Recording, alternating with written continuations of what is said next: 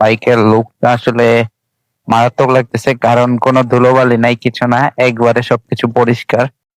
Hello everyone, কি অবস্থা সবার? আশা করছি সকলে অনেক বেশি ভালো আছেন। তো আজকে ঠিক 5 দিন পরে আমি আমার বাইকের সাথে দেখা করলাম। ছিলাম খুলনাতে, তো কালকে রাতে আসছি খুলনা থেকে, এখন হচ্ছে বাইকটা খুললাম, ঢাকা ছিল মাত্র। তো দেখতেছি ভালোই অবস্থা আছে। তো এখন একটু বেরোবো, হ্যান্ড ঘোরাঘুরি করবো। তো চলুন সে চিজের কথা বলি।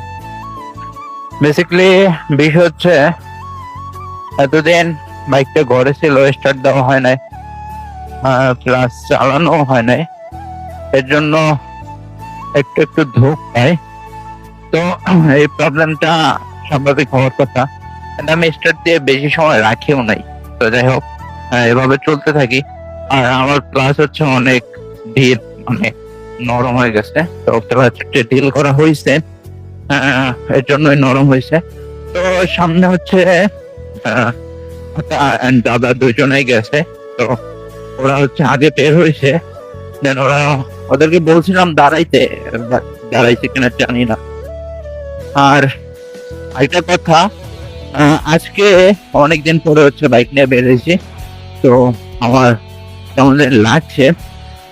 আর একটা বিষয়, আমার এই যে ক্যামেরা থেকে আমি ভিডিও করতেছি, এই ক্যামেরার হচ্ছে ফুটেজ ঠিক মতো আসে না। মানে এটার ফ্রেম যে, এই জিনিসটা আমি বুঝতে পারি না যে কিভাবে রাখলে এই ফ্রেমটা মানে সামনের দিকে দেখাবে। তো যাই হোক, বলতে বলতে চলে আসছি, বাট ওরা কোথায় এটা আমি জানি না। দেন দেখি। তো রাইট নাও আমি আছি খেয়াঘাট।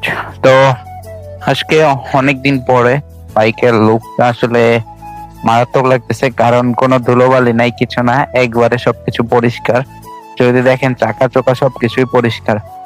তো দেখা হবে পরের কোনো ভিডিওতে। তো আজকের জন্য টাটা। সবাই ভালো থাকবেন, আমার জন্য দোয়া করবেন। আর যারা ইউটিউব থেকে ভিডিওটা দেখছেন, অবশ্যই ইউটিউব চ্যানেলটা সাবস্ক্রাইব করে দেবেন। ওকে, থ্যাঙ্কস ফর ওয়াচিং।